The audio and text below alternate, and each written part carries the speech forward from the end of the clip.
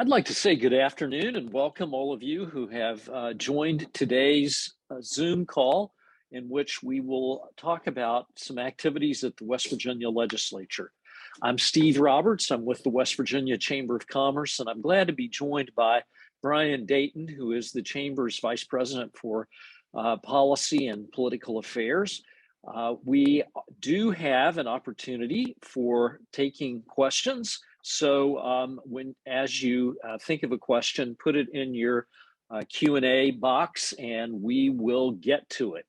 We're pleased to have a nice number of people who have joined this call. And as I look at the numbers, I see people are still joining into the call. But we do want to begin in a timely way and get off to a good start. So I'll simply start by saying that the legislative session is well underway. The legislature now has hundreds of bills before it to consider. We are pleased that both houses are beginning to pass their own bills. And in some cases, as Brian will point out, there are some bills that have passed both houses and that the governor has indicated his willingness to support. So we're going to talk about some of those issues. And again, if you are just joining, know that you can ask a question by going to your Q&A box. I'm going to start by mentioning a couple of topics. I will be rather brief so that we can get to Brian and so that we have plenty of opportunity for your questions, because you may have questions about bills that we haven't discussed, and you may want to join in with that question. First bill that I'm going to mention very briefly is related to the collection of city B&O taxes. Senate Bill 185 seeks to clarify the means and method by which cities collect the B&O tax. We are working on that bill to try to come up to a standard that is both good for the cities that collect the B&O tax and that works for the B&O taxpayers. We also are working on a bill that we believe would create opportunity to grow the financial sector in West Virginia related to perpetual trusts.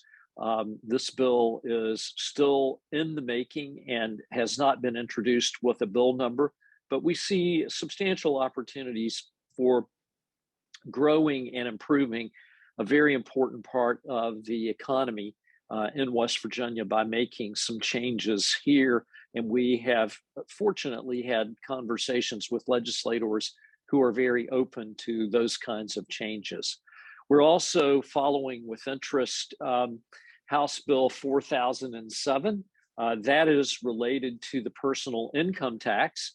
For those who may not have followed this issue all that closely, the House Finance Committee has worked a bill and passed that bill out of the Finance Committee that would lower West Virginia's personal income tax rates by 10%, and that would be for in every category. So the total personal income tax collections would decline by 10% because everyone's rate would decline by 10%.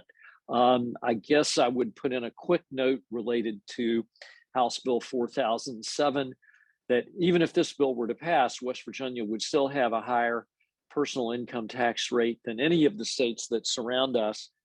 You would have to go. You'd have to go to South Carolina to find a state with a higher rate that is in our general proximity. So that's an overview of just several bills that I wanted to give rather quickly, but I'm going to move to an important subject that was discussed at the West Virginia House of Delegates Banking and Insurance Committee today, and a bill that we think has potentially a strong interest within the business community is House Bill 4394. Let me say that again, House Bill 4394. Essentially, this bill would eliminate deliberate intent as a cause of action from West Virginia's statutory law. The Banking and Insurance Committee in the House spent a lot of time on this bill this morning. They took a lot of questions. Counsel to the committee took a lot of questions. Counsel for the Insurance Commission took a lot of questions, and there were others in the room who were able to speak about the bill and the various ramifications that it might have. From a business point of view, deliberate intent lawsuits are expensive to defend. They can be difficult or challenging and difficult to insure against. And so we are certainly looking very carefully to see what the House plans to do with this bill now that it has come out of the Committee on Banking and Insurance. It came out on a 14-11 vote, and we have a number of people reading the language that came out. We were waiting to see if amendments were offered. No amendments were offered that would have succeeded in committee. And so that bill heads straight to the House Judiciary Committee with a stop in between a scheduled public hearing on the subject tomorrow. With that, I'm going to turn the call over to Brian Dayton. He's going to get, I don't know if he will talk as fast as I did, but I'm going to turn the call over to Brian Dayton, who has agreed to hit some of the bills that are that he's particularly involved in. Before I do that, let me just say, Brian is really the face of the chamber at the business at the Capitol. I want to publicly thank Brian with all of you here on the call for the very good work that he does at the Capitol. He represents us. He represents the broad-based business community very, very well. He has many friends and allies among the association executives at the Capitol. And it's clear that when you make a list of go-to people in West Virginia on important issues, that Brian's name is at the very top of that list. So with that, here's Brian Dayton, the Chamber's Vice President for Policy and Public Affairs. Brian, I'm going to turn it over to you. Well, thank you, Steve. That's a very kind introduction. For me, the biggest way to go ahead and summarize what we're experiencing right now is clock management. So just to give a little update, it's day 36, and yesterday was the final day for the House of Delegates to introduce bills. And then this coming Monday will be the final day for the Senate to introduce bills. So we are 2 weeks away today from what is called Crossover Day. Many of you are familiar with Crossover Day, but that is the day, with the exception of revenue bills, that is the day that a bill must pass its House of Origin in order to continue moving forward. So for those of us in the lobby world, it's a great day where we are able to, on Thursday, the day after Crossover Day, kind of go through our watch list and shorten it a good deal. So for a lot of things we're doing right now, it's clock management, making sure that the issues we want to continue moving forward are hitting committees and advancing in the process. So there are a number of bills here today. Just to kind of hold up, this is just a quick sheet that we wanted to talk about today. Certainly it is not all encompassing. One bill that, as Steve alluded to earlier, some have completed the process. One that we were very supportive of that is finalized, it has been signed by the governor, it's now law, is Senate Bill 4. And Senate Bill 4 removed the decades-old prohibition on nuclear energy generation in West Virginia. It was one of those things that we looked at as an impediment to economic development opportunities. The technology on small modular nuclear reactors is rapidly developing. And so our view on that bill is we wanted to make sure that we're removing an impediment here in West Virginia. So as that technology evolves, if there are opportunities to bring this technology to West Virginia, we haven't written ourselves out of the game. That bill passed with broad bipartisan support, and it really was what I would say one of the more interesting compilations of supporters and opponents. It had some bipartisan opposition, but it passed almost 3-1 with very strong bipartisan support, and then the governor has signed it. So that is now law. One bill that we've been working very hard on that finally was introduced yesterday in the House of Delegates and introduced today in the Senate is House Bill 4760 and Senate Bill 656. We've been hearing from our members the workforce issue, the ability to find workers and fill available jobs. It's almost at a crisis point, probably not almost, it is at a crisis point in West Virginia. A major thing we've been hearing related to that is the availability of childcare. You simply have a lot of workers right now who are not able to be in the workforce, a lot of people not in the workforce because they cannot find available childcare, and in other instances, affordable childcare in West Virginia. So we have been in talks for months now of what can we do to help bring a solution to that problem. And so enter Senate Bill 656, House Bill 4760. These bills, it's an employer tax credit for employers that would start a child care facility. We looked across the country at what other states were doing, and then we took a look at the state of Georgia and basically decided to try and accelerate it. So under these bills, an employer who starts a child care facility would be eligible for a 100% tax credit to go towards property acquisition, building improvements, building construction, furniture, initial first year operating costs, a 100% tax credit that would be taken over 5 years at 20% per year. There are some caveats in that. The credit cannot be more than 50% of what the company would owe in corporate net income tax in any given year. And then there's a rollover provision if you hit a non-profitable year and your income tax liabilities are very low. The bill also has a clawback provision in there. We didn't want to do was incentivize people to stand up one of these facilities, grab the credit, and shut it back down. So if a facility is started using this tax credit system and it is disestablished within the first 5 years, 100% of that credit would be owed back. And at year 6, 90%, year 7, 80%, and so on until it phases out. The bill also incorporates nonprofits that are categorized as C3 organizations or C6 organizations. And for those organizations, in order to claim the credit, they would claim the credit on the withholdings they do for their employees' state income tax. The employee still gets credit for paying the tax, but the employer, that would be what we found to be the most effective method for them getting the credit. The bill stipulates it must be primarily the children of employees, but it would allow the public to access those facilities if there is availability in them after the employees get first use. We also have crafted it in a way that it would allow a grouping of employers to team up together. You know, one of the things we have to remind ourselves is that in West Virginia, we only have 117 companies that have more than 500 employees. So the vast majority of our employers are small businesses, frequently less than 25 or even 10 employees. So this bill was written in a way that a grouping of employers can come together to fund one of these facilities. And in that case, the percentage credit they would get would be equal to the percentage of their investment in the facility. We are very, very excited about both of these bills. In the House of Delegates, Kayla Kessinger from Fayette County is our lead sponsor, and it has a great list of co-sponsors on the bill. In the Senate, Tom Takubo, the majority leader, has signed on. The Judiciary Chairman, Charles Trump, is also on the bill. And we have had excellent conversations with House leadership, Senate leadership, and the governor's office about this. So the reception has been very warm, and we're looking forward to getting those bills moving.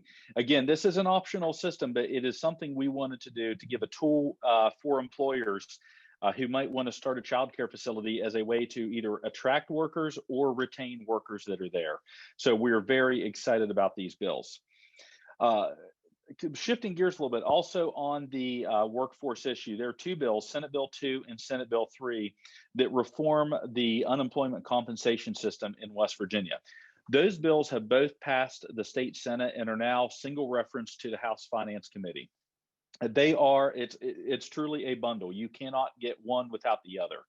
So Senate Bill 2 the initial part of what it would do is that it would take the 26 weeks of available unemployment benefits and tie it to economic conditions based on the unemployment rate. And so depending on the unemployment rate in the state, it would be on a sliding scale of 12 to 20 weeks. So that's a fairly significant cut.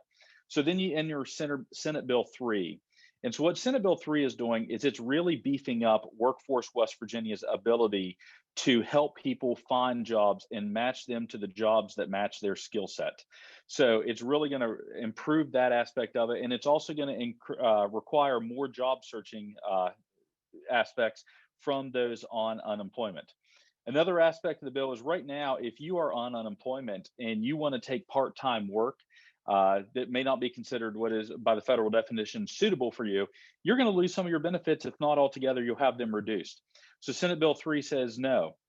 If you are on unemployment and you go take part-time work while you're still searching for a job, as long as it doesn't go more than 30 hours or above your weekly unemployment benefit, you will not have any reduction in your benefit. So it's also encouraging people who want to take part-time work, they can do so without losing that benefit.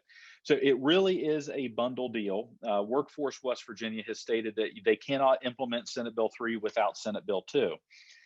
We've looked at the data very closely and found that in 2019 and in 2021, obviously with the pandemic, 2020 was a bit of an exception, but in both of those years, 2019 and 2021, no single county in West Virginia had an average time on unemployment of greater than 12 weeks. So that was something else that was looked at.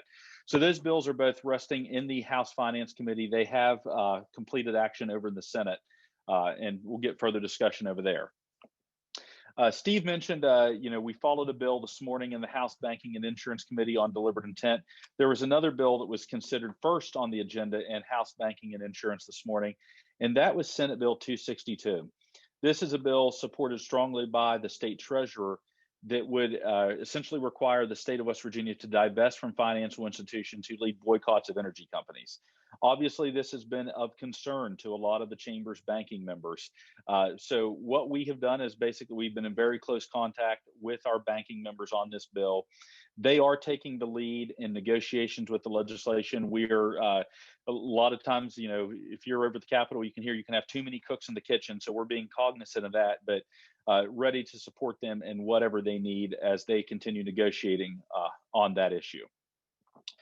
Tomorrow in the House of Delegates, the House should vote on House Joint Resolution 102. This is a resolution that would overturn what is commonly known as the Heckler decision of the West Virginia Supreme Court. Currently, whenever the legislature passes a law, agencies have to write the rules and then they come back to the legislature where rulemaking review will take a look at those rules to make sure they align with the statute that was passed. That is the case for every agency of state government, save for one, and that is public education. The Heckler decision is what took public education out of that ability for the legislature to have rulemaking review. 10 years ago, there was an audit conducted of public education that found that West Virginia has the most insulated system of public education in the entire country. And it's found almost virtually no ability for voter input through their elected officials into the rules and regulations passed by public education. So that is what House Joint Resolution 102 would do, is it would put that question on the ballot for the voters of West Virginia to determine whether or not they want to allow the legislature to have rulemaking review authority over education rules. That resolution, identical resolution, passed the House of Delegates last year on a vote of 95-2. One Republican and one Democrat voted against that amendment. So we expect the resolution to pass broadly tomorrow. Our hope is that we can get it through the Senate this year. That is where it hit a roadblock. Because it is a constitutional amendment, you have to have 2/3 votes, which means 67 in the House and 23 in the Senate. And they were short of 23 last year, so they did not run it. But that will be up for a vote tomorrow in the House of Delegates. Broadband is obviously something we hear a great deal about, and so we've had broadband bills almost every single year. The current broadband bill is House Bill 4001. This is one we're monitoring very closely. It finally came out of the House Technology and Infrastructure Committee, and it is now residing in the House Finance Committee. We have a number of members, frankly, from a lot of different sectors who have concerns over that bill and the various provisions that are in it.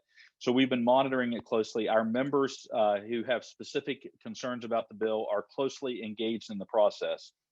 We do expect the bill may move, but if it does move, it could look quite differently than what it went into the House Finance Committee. So again, that's one we're watching closely. Yesterday, the state Senate passed Senate Bill 531, which is the public employee pay raise bill. This would be a pay raise for all public employees who are in statute. That includes state troopers, that includes school teachers, and it would be a 5% pay raise. One of the things that we're always cognizant of is that when you look at statistics, we do have some of the lowest rates of pay for public employees in West Virginia. Now, we would like to see some more accountability and modernized human resources practices implemented in state government. This bill does not address that, but it did pass the state Senate yesterday, and we're watching to see how the House decides to approach that bill. And then the last on the list of bills I wanted to talk to you about today is Senate Bill 574. And that is a bill that was laid over today in the Senate on third reading. It is dealing with PEIA, which is the Public Employees Insurance Agency. Just to give a little background, you probably, if you're in West Virginia, you were here in 2018, you undoubtedly remember the chance of fix PEIA during the teacher strike. So this is something that has been of concern to us from a standpoint of the costs of private insurance. Just some things for you to consider about PEIA. It currently reimburses hospitals at about 50% of Medicare rates and about 30% lower than Medicaid rates. Now, the legislature does come back in and try to backfill some of that money, but it is significantly lower than even Medicare or Medicaid, and obviously much lower than private insurance.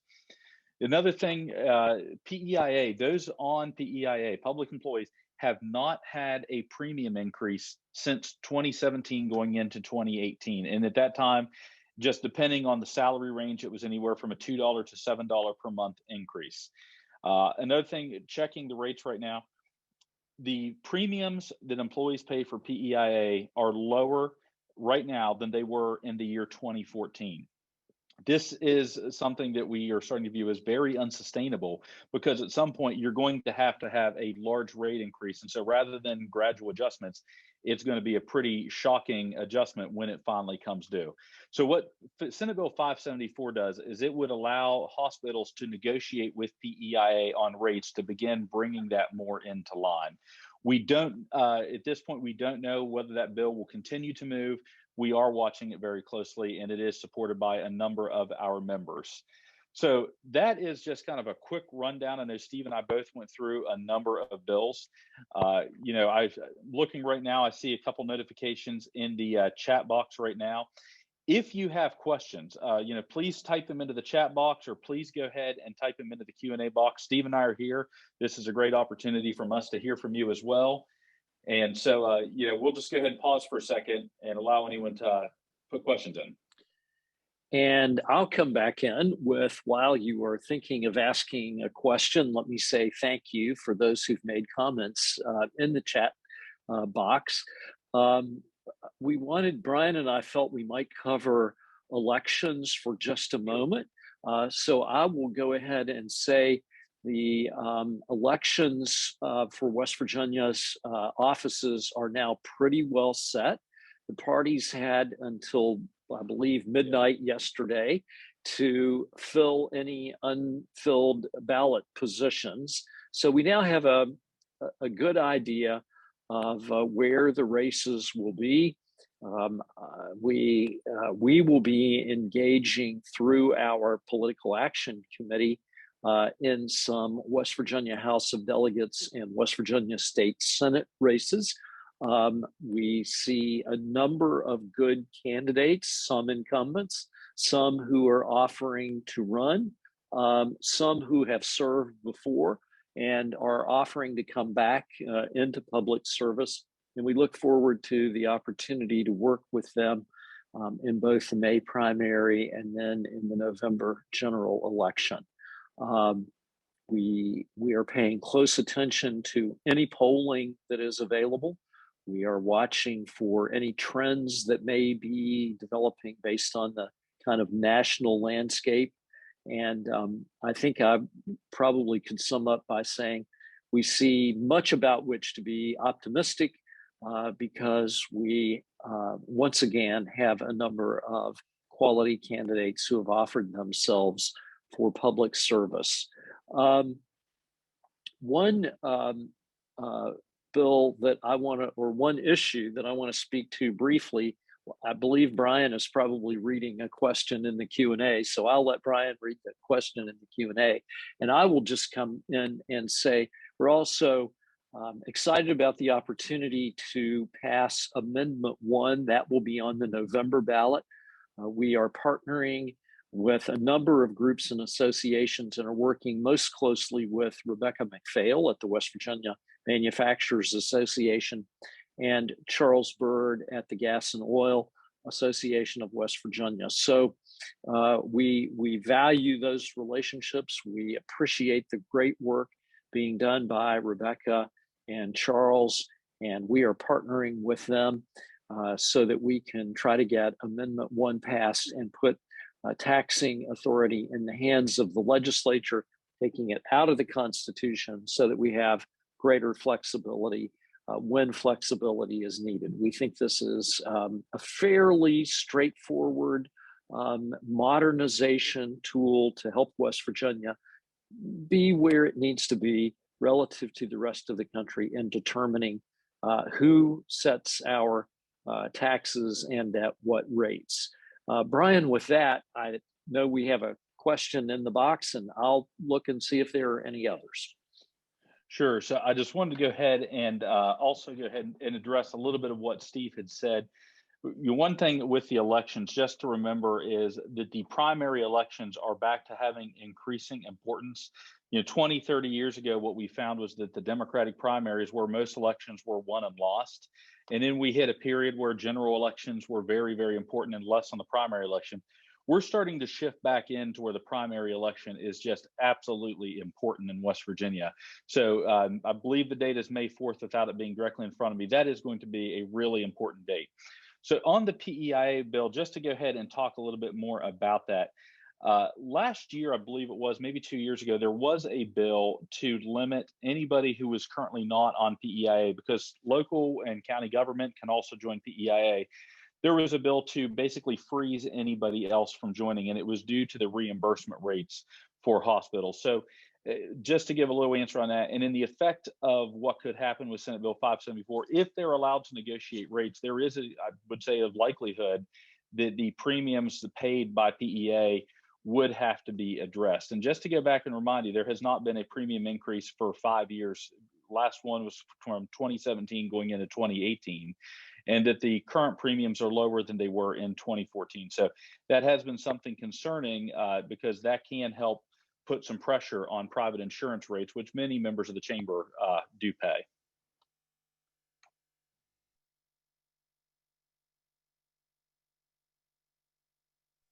Now I'm looking, I don't see any other questions at the moment.